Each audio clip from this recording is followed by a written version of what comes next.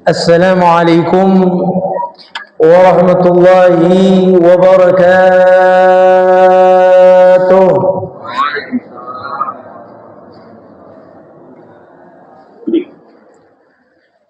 Alhamdulillah, alhamdulillahilladzi hadana lihadza wa ma kunna linahtadiya laula an hadana Allah.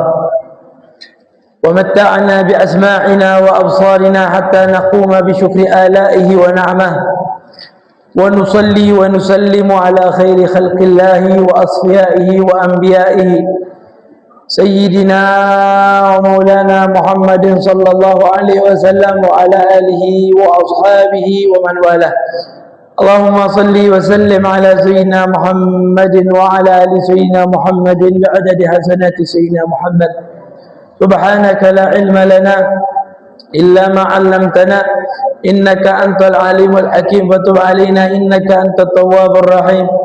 رب اشرح لي صدري ويسر لي أمري واحلل عقدة من لساني يفقه قولي وسدد لساني واهد قلبي بجاه النبي والصحب والآل. اللهم زدنا علما وارزقنا فهما ويقينا ومحبة لنبينا ومولانا محمد صلى الله عليه وسلم. اللهم ارزقنا فهم النبيين وحفظ المرسلين وسرعة إلهام الملائكة المقربين. اللهم أغننا بالعلم وزينا بالحلم وأكرمنا بالتقوى ودملنا بالعافية يا أرحم الراحمين يا أرحم الراحمين يا أرحم الراحمين. صلى الله على سيدنا محمد النبي الأمي وآله وصحبه وبارك وسلم والحمد لله رب العالمين. Hadirin hadirat, mustami'in mustami'at yang dimuliakan dan dirahmati oleh Allah Subhanahu wa taala. Alhamdulillah, summa alhamdulillah, laka syukru ya Rabbana. Kita bersyukur kepada Allah yang telah menganugerahkan kepada kita berbagai macam nikmat-Nya. Di antaranya Allah berikan kepada kita nikmatul iman wa nikmatul Islam wa kafa bihima min ni'mah. Dan Allah juga memberikan nikmat kesempatan, Allah juga memberikan nikmat kesehatan. Dan semoga Allah Subhanahu wa taala senantiasa berikan kepada kita akan nikmat-nikmat-Nya, dan Allah Subhanahu wa taala jadikan kita orang yang baik sehingga ketika meninggal dunia kita wafat dalam keadaan yang baik. Amin ya rabbal alamin. Salawat dan salam senantiasa kita haturkan, anugerahkan kepada Allah Subhanahu wa taala untuk Nabi besar Muhammad sallallahu alaihi wasallam beserta keluarga, sahabat, pengikut Nabi Muhammad sallallahu alaihi wasallam yang setia hingga yaumil qiyamah. Mudah-mudahan kita mendapatkan syafaat Nabi besar Muhammad sallallahu alaihi wasallam di dunia ini, dan dia mendapatkan kedekatan dengan Nabi Muhammad sallallahu alaihi wasallam di dunia ini, dan kelak di yaumil qiyamah kita mendapatkan syafaat Nabi Muhammad sallallahu alaihi wasallam. Amin ya rabbal alamin. Hadirin hadirat, bapak-bapak, ibu-ibu yang dimuliakan dan dirahmati oleh Allah Subhanahu wa taala. Melanjutkan pelajaran kita daripada hadis Nabi besar Muhammad sallallahu alaihi wasallam, masih di dalam pembahasan wa idza sa'alta fas'alillah. Kalau kalian meminta sesuatu, memintalah kepada Allah. Ikhwanil kiram yang dimuliakan oleh Allah Subhanahu wa taala, disebutkan oleh sebuah penyair mengatakan satu syairnya yang kemarin sudah juga kita sebutkan, la taqsudil makhluqa rabbuka aqrab man yaqsudil makhluqa haqqan yata'ab. Jangan sekali-sekali memiliki tujuan kepada makhluk, dan Tuhanmu lebih dekat. Siapa yang memiliki tujuan kepada makhluk, maka benar-benar akan merasakan kecapean untuk dirinya. La tas'alanna bunayya adama hajatan. Jangan sekali-sekali kalian meminta hajat kepada anak Adam, yaitu manusia. Wasalil ladzi abwabuhu la tuhjabu. akan tetapi mintalah kepada zat yang pintu-pintunya tidak pernah tertutup, tidak pernah terkunci. Allahu yaghdabu in tarakta su'alah. Allah marah kalau kita ninggalkan permintaan, berdoa kepadanya. Wa bani Adam, dan anak Adam, hina tas'al yaghdabu, ketika kita meminta kepadanya maka dia bakalan marah. Jadi ikhwanil kiram yang dimuliakan dan dirahmati oleh Allah Subhanahu wa taala, kemarin juga kita sudah sebutkan 3 syarat boleh kita minta-minta kepada manusia, yaitu yang pertama, dia memang tidak mampu untuk bekerja sama sekali, tidak mampu untuk bekerja, nyari duit memang tidak mampu nih sama sekali. Yang kedua, wa alla yu'dil mas'ul, tidak menyakiti daripada orang yang dipinta, baik dengan lisannya ataupun dengan perilakunya, tidak. Kemudian yang ketiga, wa alla yuliha alaihi, jangan makso. Ketika ada yang minta kepada orang lain kemudian tidak memberikan orang tersebut, maka jangan dipaksa. Inilah 3 syarat di dalam meminta-minta yang diperbolehkan menurut syariat. Ikhwanil kiram yang dimuliakan oleh Allah Subhanahu wa taala, wa yukrahu lil ghani qabulus sadaqah, dimakruhkan bagi orang yang kaya menerima sedekah. Jadi orang kaya dimakruhkan untuk menerima sedekah. Ada sedekah, ada hadiah.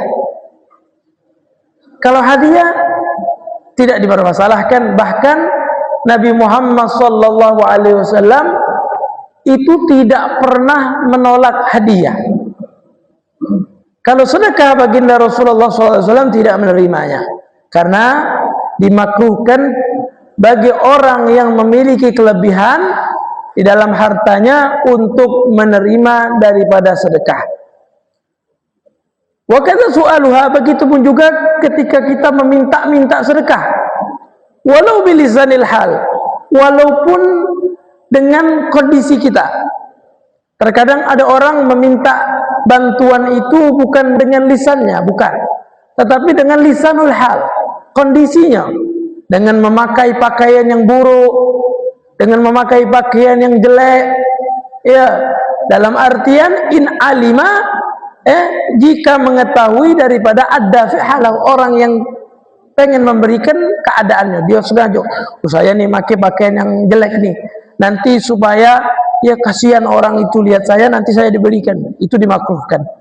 Termasuklah memakai sesuatu yang enggak bagus, ya, pokoknya yang jelek-jelek baik, HP-nya jelek, nanti kan dia lihat, kesian tuh HP-nya jelek, diinjuklah hadiah. Enggak, jangan, ya. Maksudnya meminta dengan lisan atau lisan keadaan, yaitu dengan perilaku kondisi yang dijelek-jelekkan, itu hukumnya makruh. Seperti halnya kalau kita lihat ada orang yang minta-minta, terkadang dia duitnya ada, ya, dia duitnya ada, ya, akan tetapi dia masih saja untuk meminta-minta, seperti yang dikisahkan oleh Sayyidina Umar ibn Khattab. Ada bapak-bapak minta sama Sayyidina Umar ibn Khattab radhiyallahu anhu, Sayyidina Umar, saya minta sedekah. Dinjuk oleh Sayyidina Umar ibn Khattab. Pas dinjuk oleh Sayyidina Umar, tiba-tiba Sayyidina Umar lihat di bawah ketiaknya sambil dia punya bingkisan roti, ditaruhnya di bawah ketiaknya sambil megang. Kata Sayyidina Umar, engkau bukan yang minta-minta, engkau itu orang berdagang. Iya, kata Sayyidina Umar ibn Khattab. Jadi ikhwanil kiram yang dimuliakan dan dirahmati oleh Allah Subhanahu wa taala, walam yuzhiril faqah li akhdhiha, ya, dan tidak ada keperluan yang mendesak untuk mengambilnya. Jadi kalau seandainya kita ada yang memberikan sedekah, ternyata kita ada keperluan mendesak, maka tidak masalah, tidak dimakruhkan kita untuk mengambilnya. Nah, ikhwanil kiram yang dimuliakan oleh Allah, kata ulama, kalau misalkan kita ini orang kaya, ternyata tidak ada keperluan mendesak di dalam diri kita untuk menerima daripada sedekah tersebut, maka hukum menerima sedekah tersebut haram, tidak diperbolehkan. Bahkan disebutkan wa wajaba raddu ma akhadhahu, wajib mengembalikan apa yang sudah diambil. Jadi apa yang dia sudah ambil wajib dikembalikan lagi. Ikhwanil kiram yang dimuliakan oleh Allah, ini bersumber dari hadis Nabi Muhammad sallallahu alaihi wasallam, man sa'ala amwalan nasi takatsura, siapa yang minta harta manusia supaya hartanya semakin banyak, dia minta-minta kenapa? Supaya dia numpuk hartanya semakin banyak. Dia sudah punya rumah, minta terus supaya semakin banyak hartanya. Apa yang dikatakan oleh Nabi? Falyastaqilla minhu aw liyastaksir, ya perbanyak ataupun berdikit, kata Nabi. Kenapa? Fa inna ma yas'alu jamru jahannam, maka orang tersebut sama saja meminta daripada bara api neraka jahanam. Na'udzubillah, summa na'udzubillah min dzalik. Ikhwanil kiram yang dimuliakan oleh Allah Subhanahu wa taala. Maka Nabi Muhammad juga mengatakan dalam hadisnya, la tahillu sadaqah li ghani wala li dhimirrah, tidak boleh, tidak halal menerima sedekah bagi orang kaya ataupun orang yang masih memiliki mirrah, yaitu orang yang masih kuat untuk bekerja. Jadi selama dia masih kuat untuk bekerja, maka tidak dianjurkan, bahkan tidak diperbolehkan bagi dia untuk menerima sedekah. Bahkan di dalam syariat ini pembagian zakat yang bagus itu bukan dengan memberikan uang 100.000, 200.000, tetapi kalau zakat dikelola oleh imam, oleh pemimpin, maka zakat tersebut diberikan kepada yang mustahik, tetapi diberikan dengan cara yang tepat. Bagaimana cara yang tepat? Dilihat dia punya keahlian atau tidak. Kalau ada keahlian, apa keahliannya? Oh, ternyata keahliannya di situ bawa motor. Pengen jadi driver. Ya, nah masalah driver online. Ayo dia bawa driver online. Ya, bukan diberikan 200.000, akhirnya 200.000-nya tadi, kalau zaman sekarang anak-anak yang nganggur, orang-orang yang nganggur di top up-kannya. Ya, untuk permasalahan daripada judi. Ini lagi, bukan di situ driver online, malahan menjadi judi online. Nauzubillah, tsumma nauzubillah min dzalik. Ikhwanil kiram yang dimuliakan oleh Allah Subhanahu wa taala. Ini nih dikatakan wayam bagi liman sa'alal makhlukin, dianjurkan bagi orang yang meminta tolong dengan makhluk. Kalau kita nih terkadang minta tolong sama makhluk, dianjurkan an yarahum kal ard, kita memandang orang yang kita minta tolongkan ini itu bagaikan bumi, bagaikan bumi allati jaral ma'aleh, yang mengalir air di atas bumi. Jadi pemberian Allah itu adalah air. Orang yang kita minta pertolongan kepadanya itu bagaikan bumi. Fa inna la ta'thir laha fi ijra'i, karena bumi tidak memberikan sesuatu apapun untuk mengalirkan air. Ya, jadi air itu adalah pemberian Allah dan manusia ini cuma wadah. Ya, cuma wasilah, perantara untuk memberikan pertolongan Allah Subhanahu wa taala.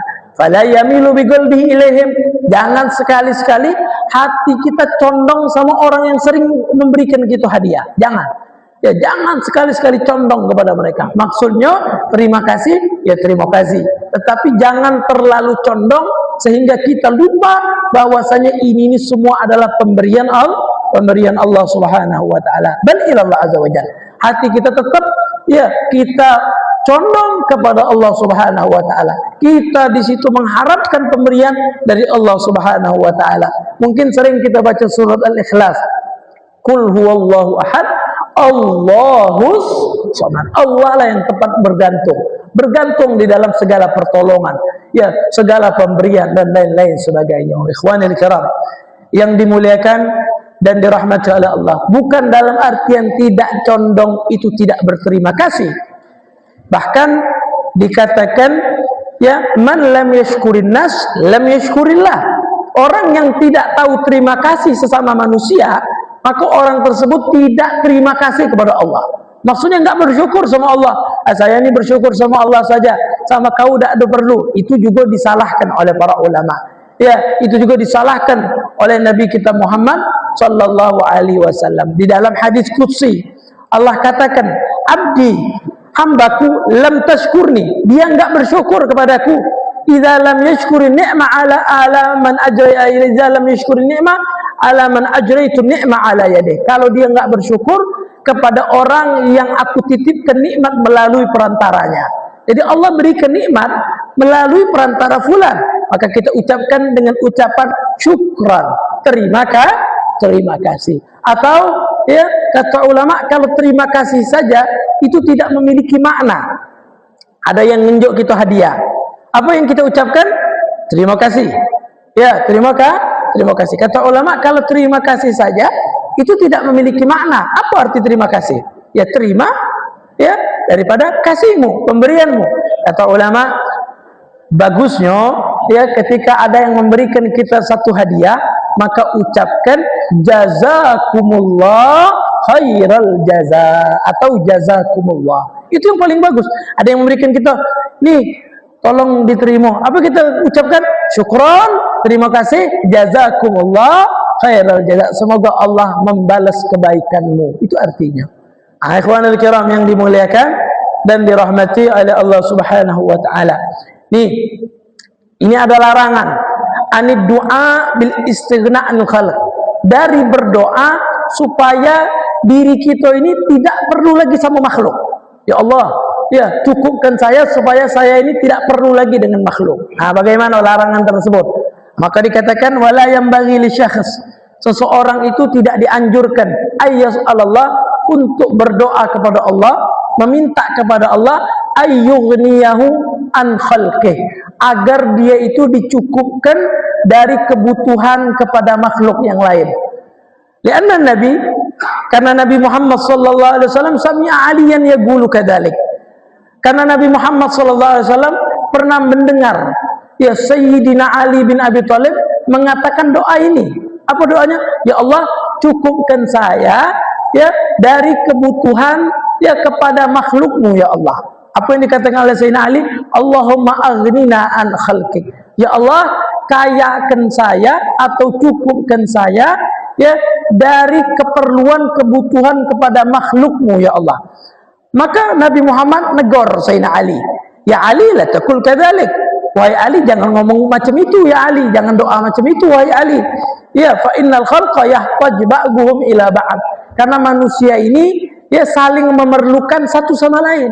Ya jangan ngomong ya Allah, ya cukupkan saya dari keperluan sesama kepada makhlukmu ya Allah. Jangan, kata baginda Rasulullah. Karena manusia ini saling memerlukan satu dengan yang lainnya. Makanya kita ini disebutkan adalah makhluk sosial.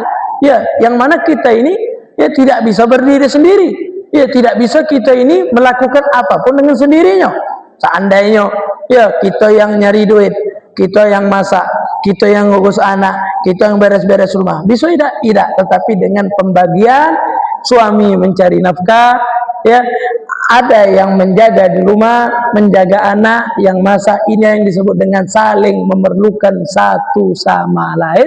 Tetapi dengan catatan jangan terlalu condong hati kita dengan orang tersebut, karena hakikatnya yang menggerakkan hati mereka untuk kita adalah Allah Subhanahu wa taala. Ikhwanul kiram yang dimuliakan dan dirahmati oleh Allah, akan tetapi kata Nabi, walakin, akan tetapi doanya bukan gitu wahai Ali. Doanya gini, Allahumma aghnina an syirari khalqik. Ya Allah, cukupkanlah saya dari makhluk-makhlukmu yang buruk. Jadi supaya kita ini dihindari daripada makhluk-makhluk yang buruk, yang jelek akhlaknya, yang tidak bagus perangainya. Itulah yang dikatakan oleh Nabi Muhammad sallallahu alaihi wasallam. Kata Sayyidina Ali, manhum? Siapa mereka ya Rasulullah, makhluk-makhluk yang buruk itu siapa? Dikatakan oleh Nabi Muhammad, nih kalau kita ada sifat ini berarti kita terkategori makhluk yang buruk sesuai ucapan Nabi Muhammad. Siapa itu? Allazi idza utu munnu, yaitu orang yang kalau sudah memberikan munnu, ngebangkelkan amalnya, ngungkit amal. Oh, saya pernah nunjuk dia 300.000, waktu itu aku nunjukkan 1 juta, ya 2 juta aku nunjukkan sama dia. Itu kata Nabi Muhammad, allazi idza utu munnu, yaitu kalau ada orang yang sudah memberikan munnu, dia ngebangkelkan amalnya. Ya, dia ngungkit amalnya. Ya, termasuklah, oh saya itu yang bangun masjid itu duit saya. Ya, 1/4 daripada masjid, pembangunan masjid itu biayanya dari saya. Itu kalau sudah memberi, membangkelkan atau mungkin oh, ini orang jelek nih. Kalau ada tanda di kita macam ini, ya segera kita hilangkan, segera kita minta ampun sama Allah Subhanahu wa taala. Yang kedua apa kata Nabi? Wa idza mana'u abu. Kalau dia tidak mau memberi, abu dia ngeburukkan. Ada orang nih, ya, kalau tidak mau memberi kepada orang, ada yang minta-minta sama dia tidak mau memberi, abu dia ngejelekkan, fulan temannya, kebiasaan minta-minta. Aku dah denjuk, tidak usah. Kalau tidak denjuk, dosa ngomong-ngomong sama yang lain. Itu yang dikatakan oleh Nabi besar Muhammad sallallahu alaihi wasallam. Ini sifatnya manusia, betul tak? Ya, memberi, mengungkit pemberiannya, dan kalau tidak mau memberi, dia ngomong-ngomong dan menjelekkan orang yang minta-minta tadi. Hati-hati kau sama si fulan kalau minta-minta. Tidak, jangan diomongkan, sudah bainaka wa bainallah, antara kita kepada Allah.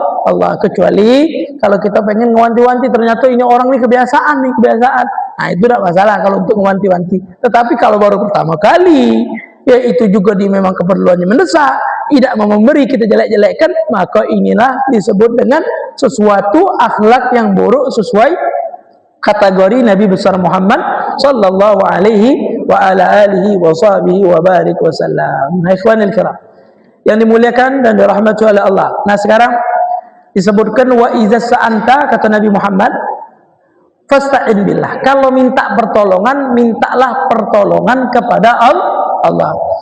Memang kita ini kalau masih ada secerca keimanan di dalam diri kita, setetek keimanan di dalam diri kita, kalau kita lagi kesulitan, yang kita panggil Allah. Berarti kalau misalkan masih ada demikian, berarti ada dzarrah minal iman. Ya, satu kecil biji sawi atau biji atom daripada keimanan kepada Allah. Kita lagi sulit nih, terkadang ya kita jatuh, ya Allah sakitnya ya Allah, berarti ada keimanan di dalam diri kita. Maka jaga keimanan tersebut dan sirami terus. Ya, belikan pupuk, jangan cuman daripada tanaman saja yang dipupuk, tetapi iman kita harus dipupuk, iman kita harus disirami, sehingga iman tersebut tumbuh menjadi sebuah pohon yang tidak tergoyahkan dengan angin yang kencang. Maksudnya apa? Tidak tergoyahkan dengan keadaan yang di akhir zaman ini, yang bisa membuat orang pagi beriman, sorenya sudah kafir, paginya beriman, sorenya beriman, paginya kafir. Itulah orang-orang yang sudah kuat keimanannya. Itulah yang dikatakan oleh Nabi Muhammad, jangan sampai demikian. Nah, ikhwanul kiram yang dimuliakan dan dirahmati oleh Allah. Jadi kalau minta pertolongan, mintalah pertolongan kepada Allah Subhanahu wa taala. Kenapa? Li'annahul qadir ala kulli syai'. Karena Allah lah yang maha mampu atas segala sesuatu.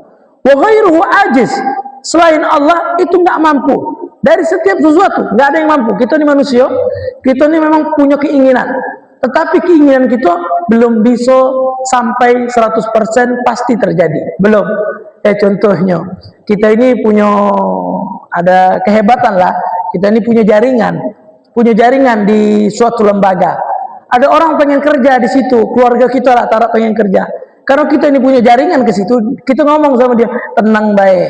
Ya, saya kenal sama atasan lembaga tersebut. Masuk, tidak ada repot, tenang, tidak usah repot-repot. Ternyata apa? Takdir Allah tidak demikian. Ternyata apa? Kepala lembaganya sudah diganti ke uang lain.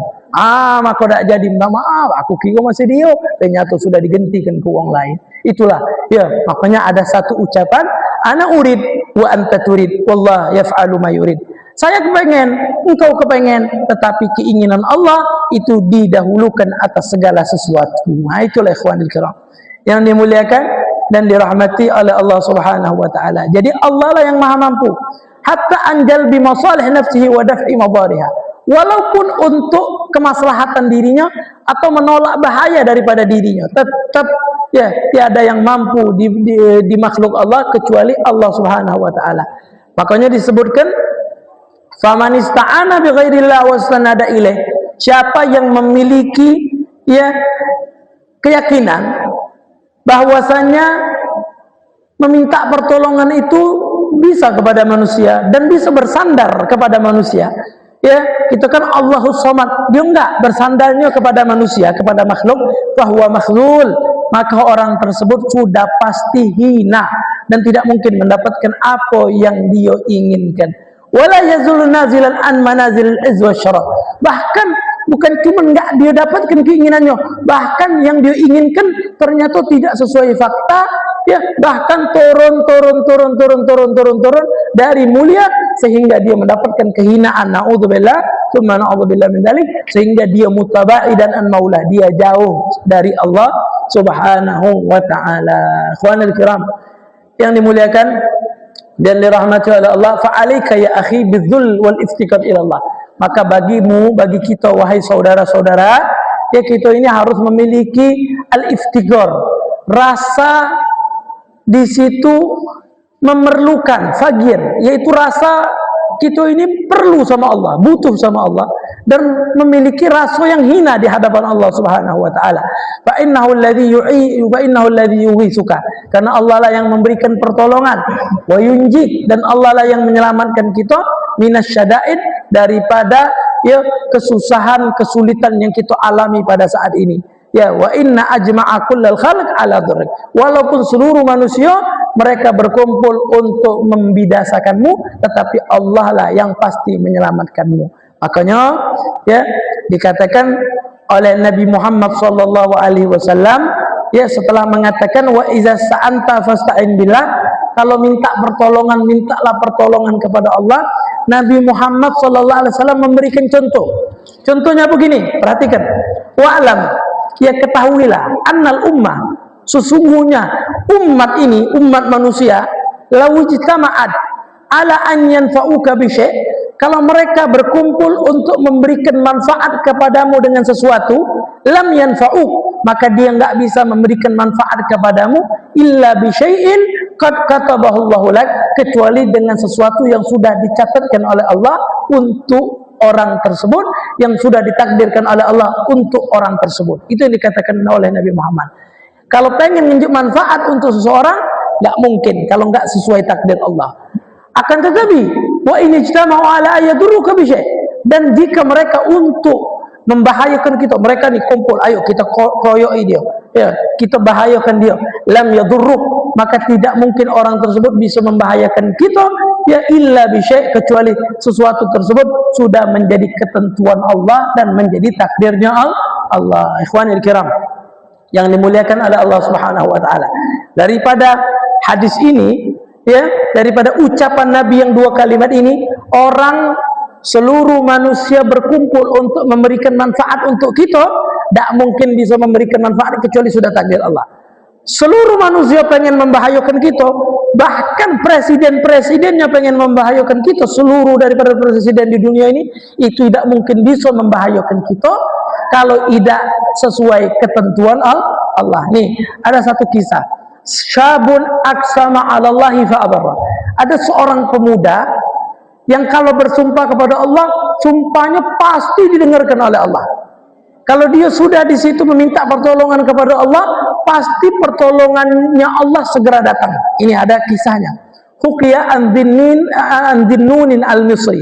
Dikisahkan dari seorang ulama yang bernama Zunnun. Namanya Zunnun al-Misri. Beliau ini orang Mesir. Rahimahullah, annahu qala, beliau ngomong begini, kuntu syaban, beliau menceritakan perjalanan beliau saat itu pengen haji ke kota Mekah. Beliau mengatakan dari Mesir, kuntu syaban fi lahwin wala'ad, saya ini saat itu ini seorang pemuda, belum jadi ulama, seorang pemuda, biasa anak muda di masa-masa belajarnya, kata Sayyidina Zunnun al-Misri. Saya itu masih muda, masih nakal lah, masih suka main-main, lahu wala'ib, suka saya main-main, nakal, kata Sayyidina Zunnun al-Misri. Fa kharajtu ila Baitillahil Haram, saya ini pengen ke Mekah, ya untuk umrah ataupun haji. Ya, farakibtu safinatan, saat itu saya dari Mesir naik daripada kapal, naik kapal. Orang kan kalau dulu haji naik kapal, kalau perjalanan darat itu perlu perjalanan, kalau perjalanan laut tinggal duduk sampai ya di Jeddah. Farakibtu safinatan, dan saya naik kapal. Warakiba, ya ma'ana, dan naik juga bersama kami syabun jamil, seorang pemuda yang sangat tampan, seorang pemuda yang sangat tampan. Fawagada sahibul markab kisan fihi jauhar. Ternyata yang nyetir kapalnya, nahkoda kapalnya, kehilangan daripada bungkus, yang mana bungkus tersebut isinya jauhar, permata-permata. Ya, intan-intan permata hilang di bungkusan tersebut. Mulai ini permata nih, satu permata berapa harganya? Ini sebungkus, bayangkan baik. Sekantong asoy hilang. Ini kis itu sekantong asoy, sebungkus. Bayangkan hilang. Oh, masya Allah. Fafattasha kullaman fil markab. Diperiksa setiap orang yang ada di kapal tersebut. Yang ada di kapal tersebut. Falamma wasala ilal amra li fatasha, dan sampai kepada seorang pemuda yang disangka kuat, dia inilah yang caknya malingnya. Ya, liufatishaw, diperiksa, wa taba'a minal markab ala amwajil bahar. Karena dia ini dituding padahal bukan dia yang ngambil. Ini pemuda loncat langsung ke laut. Nah, jangan diikuti ini. Kalau punya keyakinan boleh. Ini pemuda ini langsung loncat ke laut. Kalau kita tidak ada keyakinan, meninggal kita sudah. Ini pemuda langsung loncat ke laut. Ya, ala amwajil bahar, saat itu lautannya lagi dalam keadaan berombak. Bayangkan, ya, wasarat lahu kasari, sehingga orang tersebut itu bagaikan daripada kasur yang mengambang di atas lautan, ke sana ke sini terombang-ambing. Wa qala ya maulai, ia doa kepada Allah, wahai Tuhanku ya Allah, haula'i ittahamuni, itu mereka yang di atas kapal, mereka semua ya Allah, mereka menuduh saya lah yang mengambil daripada ya permata, bungkusan permata tersebut. Wa inni uqsimu alaika an ta'mura kullu daba fi hadzal bahr, dan saya bersumpah kepadamu ya Allah, meminta kepadamu ya Allah, ya agar engkau memerintahkan setiap ikan yang ada di lautan ini, ya antakhruja ra'sa wa fi famiha jawhara, supaya mereka mengeluarkan mulut-mulutnya, yaitu ikan-ikan, dan setiap ikan ngebawa daripada satu mutiara ya Allah. Supaya ya tidak dituduh daripada orang tersebut. Ya Allah, ya saya berdoa kepadamu ya Allah, agar setiap ikan yang ada di lautan ini ya mengeluarkan mulutnya, dan saat mengeluarkan mulutnya, di setiap mulut ikan tersebut ada permatanya ya Allah. Ya, masya Allah. Falamma tamma kalamu, ketika orang tersebut selesai ngomong, Zunnun al-Misri memerhatikan, ya hatta ra'aina dawabal bahar amamal markab, dan saat itu kami melihat, ya kami melihat, kata beliau ya, kami melihat ya di depan kapal yang kami tunggangi tersebut, qad akhrajat ru'usaha, ya mengeluarkan daripada ikan-ikan semuanya, memunculkan mulut-mulutnya, wa fi fami kulli minha jawharatu talma, dan setiap ikan itu membawa daripada satu jauhara, satu mutiara yang bersinar daripada setiap ikan tersebut, dan ikan tersebut melemparkan ke atas kapal tersebut. Masya Allah, ini cerita.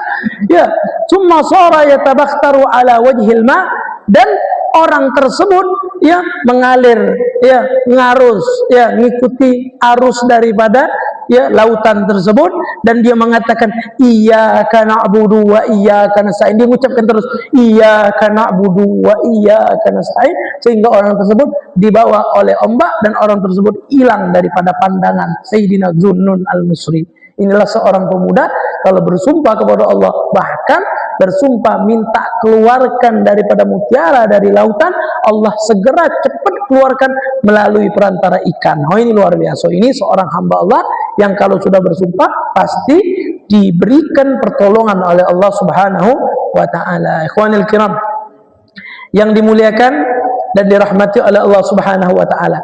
Jadi ijtama'an, jadi perkumpulan itu dikatakan oleh Nabi Muhammad SAW dengan kalimat tak, yaitu tak ini biasanya tanda untuk perempuan. Kalau laki-laki ijtama'ah, nggak pakai tak. Mereka telah berkumpul, ya dia berkumpul. Tetapi kalau perempuan, Nabi Muhammad katakan ijtama'at, pakai tak, yaitu tanda untuk perempuan. Ini menandakan apa? Setiap yang berkumpul untuk keburukan, untuk membahayakan orang lain, maka orang tersebut dikategorikan sama macam betino. Beraninya keroyokan, ya beraninya rami-rami, ya kalau face to face, ya satu-satu, mereka tidak berani. Nah, inilah dikatakan oleh sebuah syair, inna qaumi tajama'u, sesungguhnya ya kaum saya mereka kumpul, ya wa biqatli tahaddatsu, mereka kumpul untuk membunuh saya, ya la ubali bijamihim, saya enggak hiraukan perkumpulan mereka, kullu jam'in muannas, setiap perkumpulan yang buruk maka itu perkumpulan betino, bukan perkumpulan lah tanam. Jadi saya nggak heran, wah dia nak bunuh, ada heran kalau beraninya koyoan berarti orang tersebut adalah perempuan. Ini yang dikatakan oleh sebuah syair, masya Allah. Nah, jadi kalau seluruh manusia pengen memberikan manfaat, tidak mungkin. Seluruh manusia pengen memberikan mudarat, tidak mungkin, kecuali sudah menjadi takdir Allah Subhanahu wa taala. Ikhwanil kiram yang dimuliakan dan dirahmati oleh Allah Subhanahu wa taala. Kita membaca habis salat subuh, kita membaca bareng-bareng. Allahumma antas salam wa minkas salam wa ilaika ya'udus salam. Ahyina rabbana bisalam wa adkhilna jannata darussalam. Tabarakta rabbana wa ta'ala ya dzal jalali wal ikram. Allahumma wa innaka Allahumma inna ala dzikrika syukur.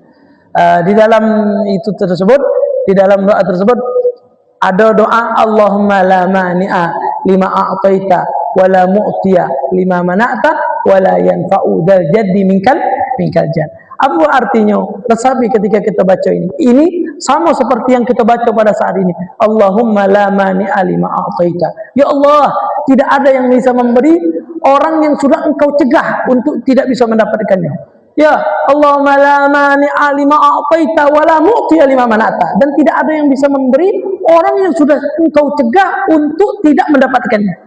Ya, wala yanfa'u dzal jadd minkal jadd, dan tidak bermanfaat orang yang memiliki al-quwwah wal ghina, kekuatan dan kekayaan di hadapan engkau ya Allah, kekayaannya dan kekuatannya. Jadi orang yang kuat tidak bermanfaat kekuatannya di hadapan Allah. Orang yang kaya tidak bermanfaat kekayaannya di hadapan Allah Subhanahu wa taala. Ikhwanil kiram yang dimuliakan dan dirahmati oleh Allah Subhanahu wa taala. Nih, lagi-lagi ada kisah Zunnun al-Misri.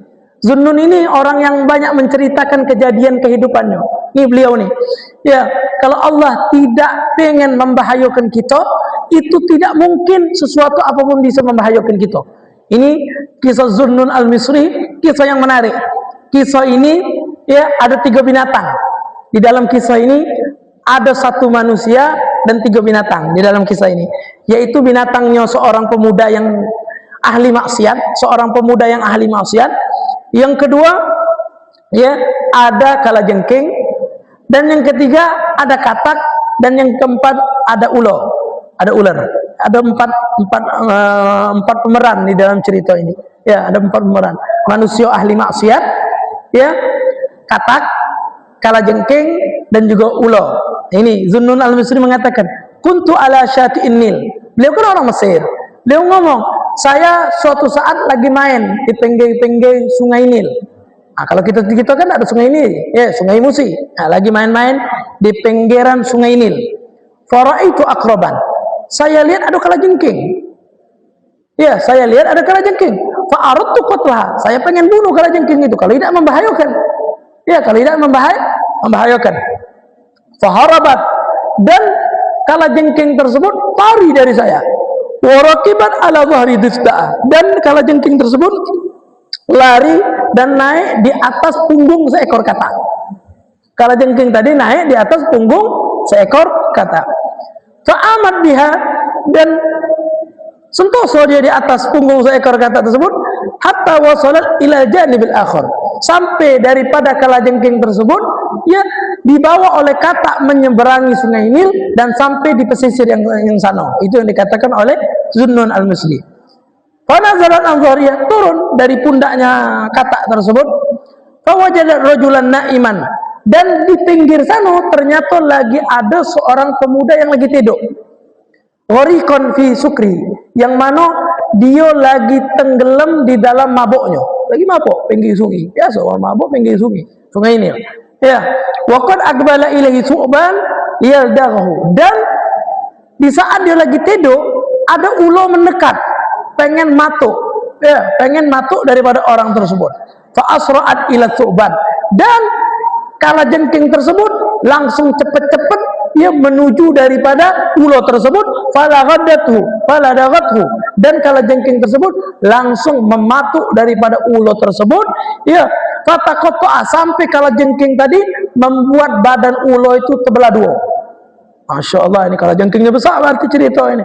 Ya, kalajengking tadi datang sehingga ular tersebut fataqatta'a, sampai dia terbelah. Fa'aiqadtu rajul, dan saya teriak dan saya bangunkan daripada orang yang lagi tertidur sambil mabuk tersebut, ya, qagama mar'uban, dan orang tersebut waktu bangun ketakutan lah, ada ulu, ada kalajengking di hadapan dia. Fa akhbarathu bidzalik, dikabarkan, ya, ceritanya, ini kalajengking yang menyelamatkan engkau, ya, kata Zunnun al-Misri, bukan dari sana, dari sini nih, dari sebelah sana dia naik kata, kemudian dia ke sana, dia menyelamatkanmu daripada patokan ular. Oh, kata ahli maksiat tersebut. Fa atraga tsumma qal, dan pemuda ahli maksiat tersebut mengatakan, ya Rabb, ya Allah, hakadha taf'al biman asaf, begini perlakuanmu kepada ahli maksiatmu, ya Allah. Fa kaifa biman ata'aka, bagaimana kalau ahli taatmu, pasti engkau selamatkan. Saya ini yang maksiat baik engkau masih selamatkan, ya Allah, apalagi kalau, ya, saya ini ahli taat. Ya, akhirnya orang tersebut mengatakan, fa izzatika ya Allah, demi keagunganmu ya Allah, la a'sika abada, saya tidak mungkin bermaksiat kepadamu selama-lamanya ya Allah. Inilah berkat pertolongan Allah. Mungkin kita ini, ya, di saat naik motor, ini terkadang yang sering kita alami, di saat naik motor, padahal kita ini ahli maksiat, ternyata kita selamat. Ya, kita terselamat. Itu mungkin tanda-tanda Allah Subhanahu wa taala pengen menjadikan kita orang-orang yang dekat, orang-orang yang taat kepada Allah Subhanahu wa taala. Ikhwanil kiram yang dimuliakan oleh Allah Subhanahu wa taala. Makanya ufawwidu amri ila khaliqi, kita serahkan perkara kita kepada pencipta kita, ya Allah, yaitu Allah. Fahasbi ilahi wa ni'mal wakil, yaitu cukuplah Allah sebagai Tuhanku dan sebagai wakilku, yaitu dengan ucapan kita hasbunallah wa ni'mal wakil wala arji'anna ila ghairi, dan kita tidak kembali kepada selain Allah Subhanahu wa taala. Fa innal ilaha likulli kafil, karena Allah Subhanahu wa taala setiap sesuatu pasti sudah ditanggung oleh Allah Subhanahu wa taala. Ikhwanil kiram yang dimuliakan dan dirahmati oleh Allah Subhanahu wa taala, maksudnya apa? Maksudnya kita serahkan segala takdir kita kepada Allah Subhanahu wa taala, sehingga Al-Habib Abdullah bin Alawi Al-Haddad beliau mengatakan apa? La yaksuru hammu ma quddir yakun. Gak usah banyak dipeningkan, setiap sesuatu yang sudah ditakdirkan pasti terjadi. Itu yang dikatakan oleh Al-Habib Abdullah bin Alawi Al-Haddad. Kadang ada orang, ya, sibuk pengen rebutan hadiah, ternyata yang tidak nak rebutan di bagian belakang dapat. Itulah yang disebut dengan takdirnya Allah. Akan tetapi bukan dalam artian takdir Allah kita berpasrah, ya, kita di situ pokoknya tergantung Allah, tidak ada ikhtiarnya sama sekali. Itu juga tidak ada benar. Nih, ini terakhir daripada permasalahan, daripada kita ini harus ikhtiar, bukan hanya membaca hasbunallah wa ni'mal wakil saja, tetapi ada ikhtiar, ya, yaitu ada pilihan di dalam diri kita supaya menghindar daripada bala, daripada musibah yang Allah Subhanahu wa taala turunkan. Makanya wala yunafi hadza qauluhu ta'ala.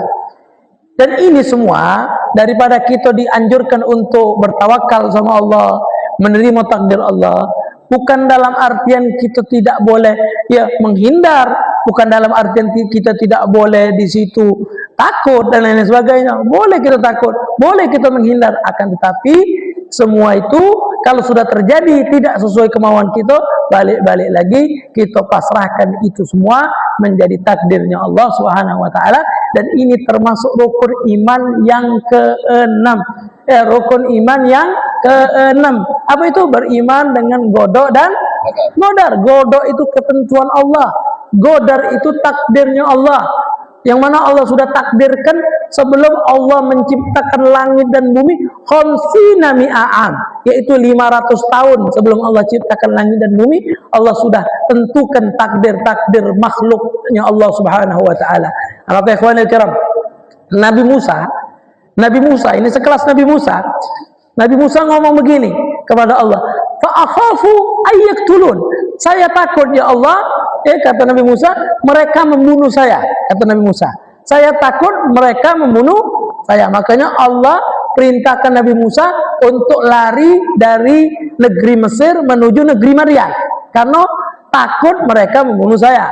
Dan juga minta bantuan kepada, ya, Allah Subhanahu wa taala yang diutus jadi nabi, bukan cuma Nabi Musa baik, tetapi saudaranya Harun juga diutus menjadi menjadi nabi. Begitupun juga Nabi Musa ngomong, innana nakhafu ayyafruta alaina au ayyatgha. Kata Allah Subhanahu wa taala dalam Al-Qur'an, ucapan Nabi Musa itu ngomong gini, ya Allah, sesungguhnya kami ini takut ya mereka itu ya bersewenang-wenangnya dewek, ya setelah mereka sendiri ya di dalam melakukan daripada urusan kepada kami, yaitu nabimu ya Allah, au ayatgha, atau mereka melampaui batas di dalam hukumannya. Nah, ini yang dikatakan oleh Nabi Musa alaihissalam. Apakah ini sebuah ketidaktawakalan Nabi Musa? Bukan. Ini semua bukan nerimanya takdir Nabi Musa, tidak tawakalnya Nabi Musa, bukan. Li'annal insan ma'murun bil firar. Karena manusia ini dianjurkan untuk lari ya min asbabil ataf, daripada sebab kebinasaannya, bukan diam diri. Contoh lagi sholat, Allahu Akbar, ya gempa, lari boleh tak? Boleh lari, tidak masalah. Ya itu dianjurkan, kecuali imannya kuat, yakin tidak ada nyampain, tidak masalah. Ya, ataupun misalkan ada kebakaran, lari menyelamatkan diri, bukan tawakal. Pokoknya kalau saya sholat, saya ibadah sama Allah, kalau kena ya kena, tidak dianjurkan gitu untuk lari.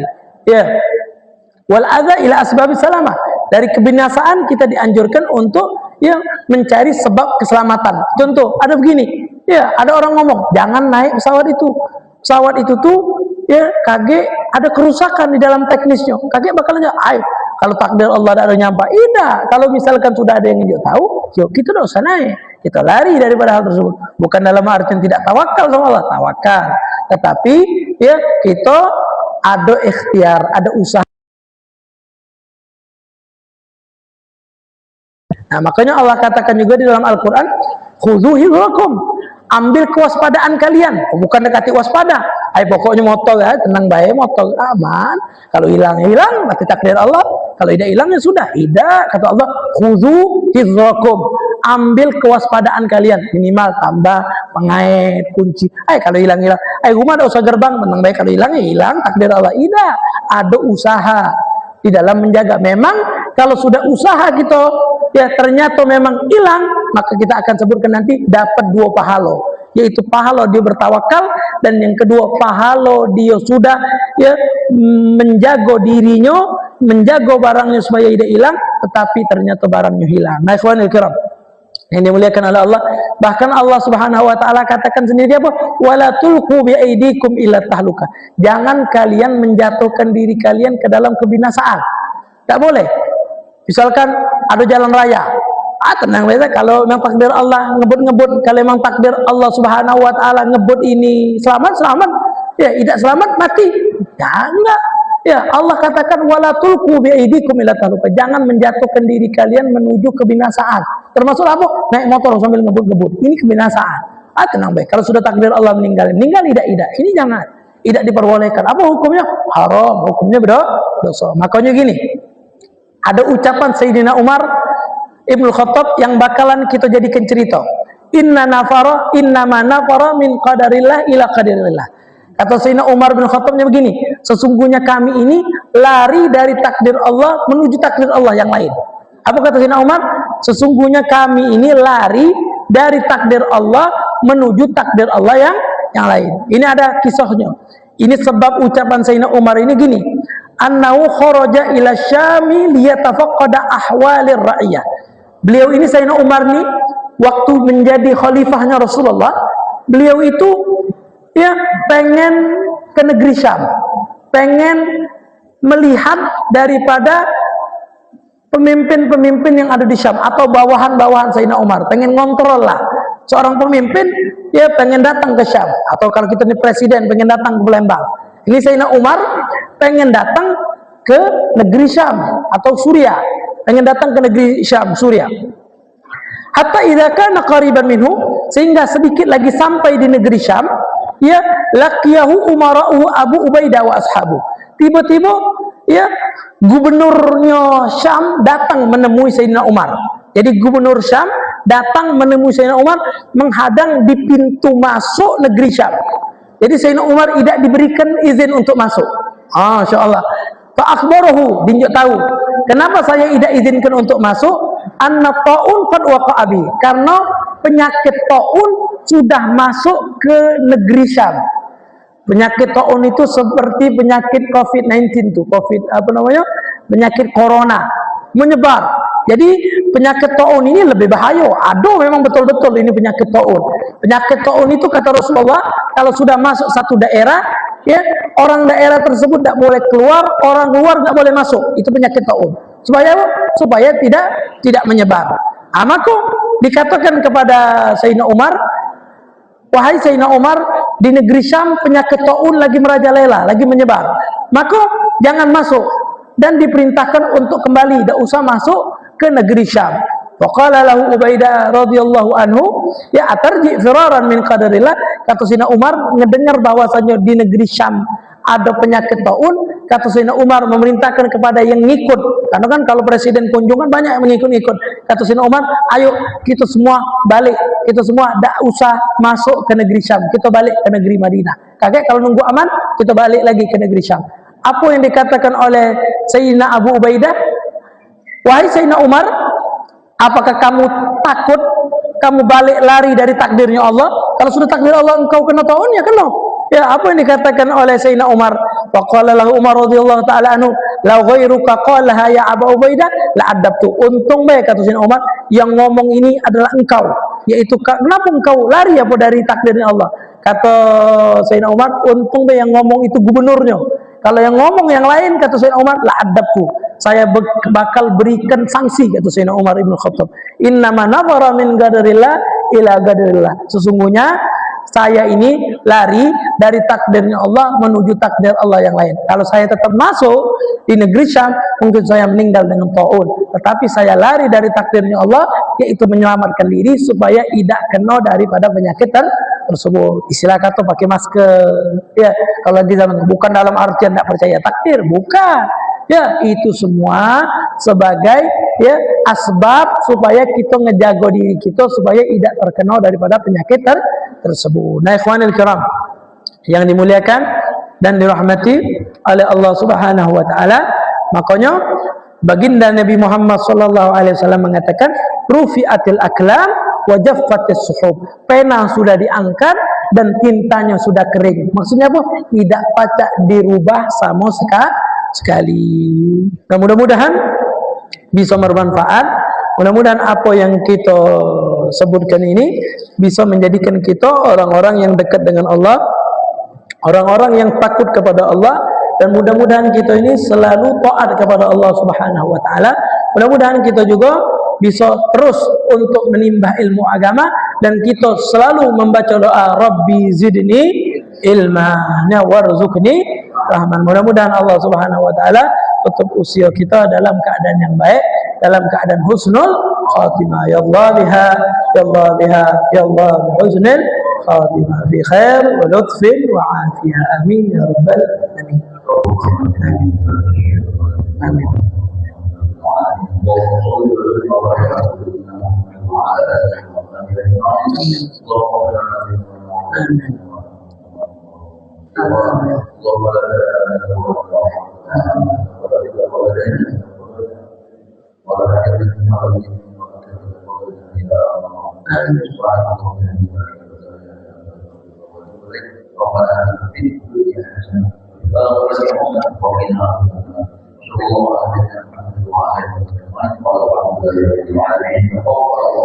Minna wa minkum taqabbal ya karim. Allah